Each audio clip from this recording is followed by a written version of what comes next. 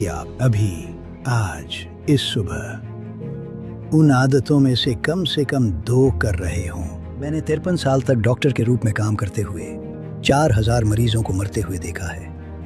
मैंने उनके death certificate पर साइन किए हैं। मैंने उनके आखिरी घंटों में उनका हाथ पकड़ा है। मैंने उनके परिवारों को ये खबर दी है।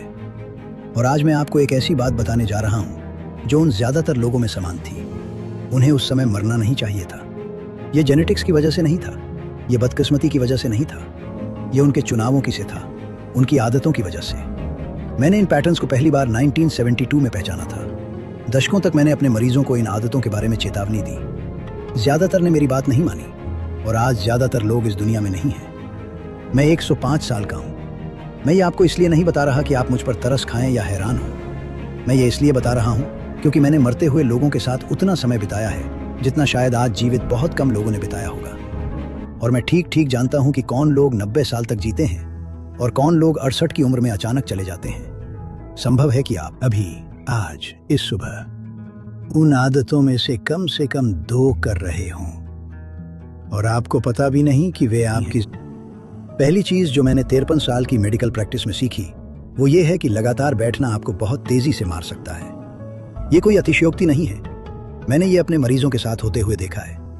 1981 में मैंने उन मरीजों के अलग नोट्स रखने शुरू किए जो दिन भर बैठकर काम करते थे।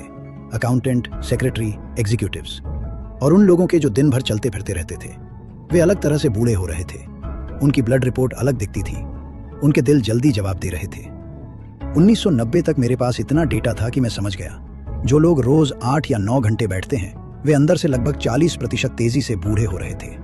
जब आप बैठते हैं तो आपका रक्त संचार धीमा हो जाता है। खून पैरों में जमा होने लगता है। आपका लिम्फेटिक सिस्टम जो चलने फिरने पर निर्भर करता है धीमा पड़ जाता है। शरीर में विषैले तत्व जमा होने लगते हैं। मांसपेशियां कमजोर होने लगती हैं। समाधान कठिन नहीं है। हर घंटे उठिए, थोड़ा चलिए, अपने पैरों को काम में लाइए। मैं 1974 से ये कर रहा हूँ। हर 50 मिनट में उठता हूँ और आज भी 105 साल की उम्र में मैं ऐसा ही करता हूँ। दूसरी चीज है नींद। सिर्फ पर्याप्त नींद नहीं बल्कि सही नींद। मैं आपको बता नहीं सकता कि कितने मरीज गर्व से कहते थे कि उन्हें सिर्फ 5 या 6 घंटे की नींद चाहिए। यह ताकत की निशानी नहीं थी, ये भ्रम था। आपके मस्तिष्क को 7 से 9 घंटे की नींद चाहिए ताकि वो खुद की मरम्मत कर सके। लगातार कम नींद लेने से शरीर में विषैले तत्व जमा होने लगते हैं। मैंने देखा है कि जो लोग खराब नींद लेते थे उनमें याददाश्त की समस्या 10 साल पहले शुरू हो जाती थी। और एक और बात, टूटी हुई नींद कम नींद से भी ज्यादा खराब होती है। अगर आप 8 घंटे बिस्तर पर रहने के बाद भी थके हुए उठते हैं तो समझिए कुछ गलत है।